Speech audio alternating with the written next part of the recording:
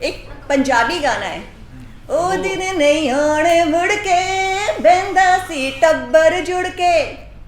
टब्बर का मतलब शायद सबको पता है, फैमिली। और जब मैं छोटी थी ना, तो मेरे लिए फैमिली का मतलब एक्सटेंडेड फैमिली था। और जब भी कोई मुझे पूछता ना कितने बहन भाई हैं, तो मैं ये उंगलियों पर गिनती थी। ऐसा सरप्राइज मत हो, इतने सारे बहन भाई नहीं थे। मेरे लिए बहन भाई का मतलब था सब कजन्स। सच्ची में ना, आज भी गाहे बगाहे बचपन की बेफिक्री आंखों के आगे ऐसे तैरने लगती है जैसे कि हम उस ट्यूबवेल की डिग्गी में तैरा करते थे। पर अब न वो दिन है, न वो बेफिक्री है, और ना ही वो टब्बर जुड़।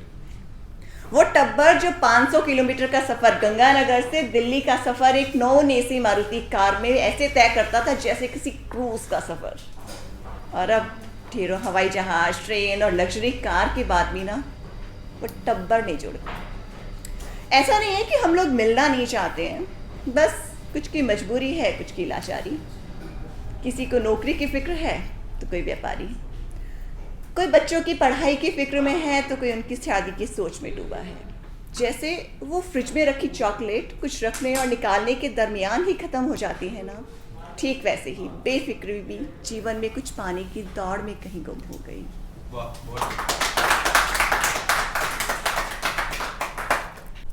जैसे वो fancy milk shake with ice cream में रूह अफ़ज़ा कहीं गुम हो गया, और वो गर्मी की दोपहर की ठंडक में खसके टाटों की खुशबू कहीं गुम हो गई। वो गर्मी की दोपहर के सुकून में खसके टाटों की खुशबू कहीं गुम हो गई, और रातों के सुकून में वो लाइट जाने पर लाइट लाइट आ जा लड्डू पेड़े खा जा वाला गीत गुम हो गया। Fancy milk shake with ice cream में रूह अफ़ज़ा में घुला हुआ वो दूध कहीं गुम हो गया, और ये नेटफ्लिक्स और इनके चक्कर में चित्रहार वाला इंतज़ार कहीं पीछे छूट गया। इंस्टाग्राम और फेसबुक की स्टोरीज में वो दादी और नानी की राजा भोज वाली कहानी गुम हो गई।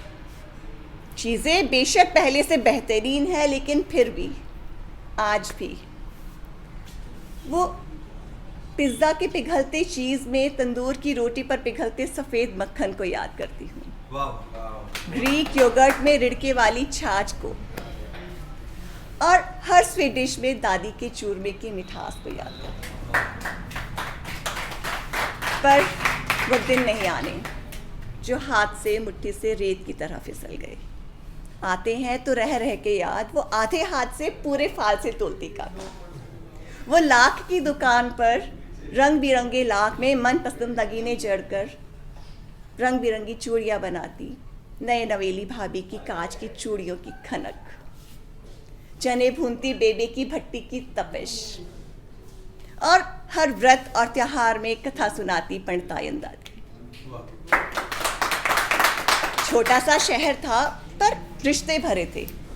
अब रिश्ते तो सुरसा के मुंह से हो गए, शहर तो सुरसा के मुंह से हो गए हैं, लेकिन रिश्ते आंटी और अंकल में सिमट कर रहे।